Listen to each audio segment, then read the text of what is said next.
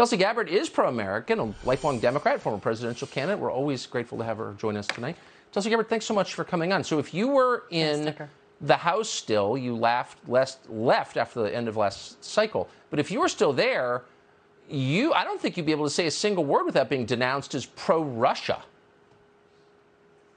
Which is a problem for our democracy. I think the real question here, Tucker, that we're all asking these leaders in Washington is, what's the rush? Why are our political leaders from both parties rushing this through without giving the American people the opportunity to actually look at what's in the bill and examine what the cost will be to us?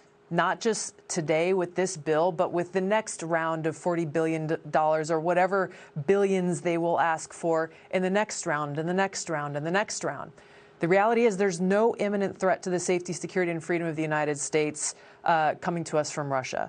In fact, there's no imminent threat or even long-term threat of Russia invading Finland or Sweden. Russia can barely hold on to a very small sliver of Ukraine right now. So again, I ask these leaders, what is the rush?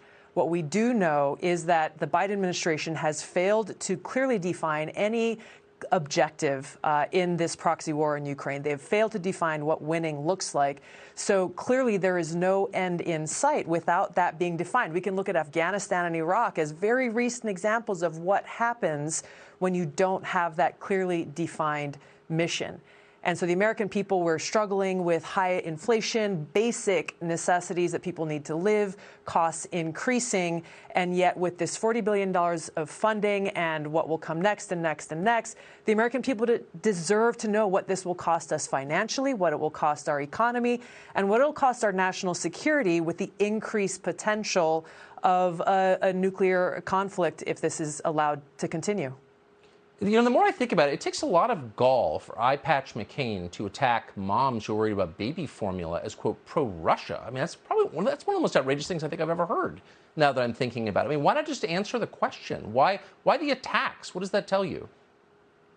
It tells you that they don't really want the American people to know what is in this bill and what will come next and what it will truly cost us, not just a few of us, but all of us as the American people today and what appears to be, if we continue down this path, for the long term to come. That should be a huge red flag for the American people as they look at leaders in Washington resorting to name calling and smearing rather than actually providing these clear explanations to the American people.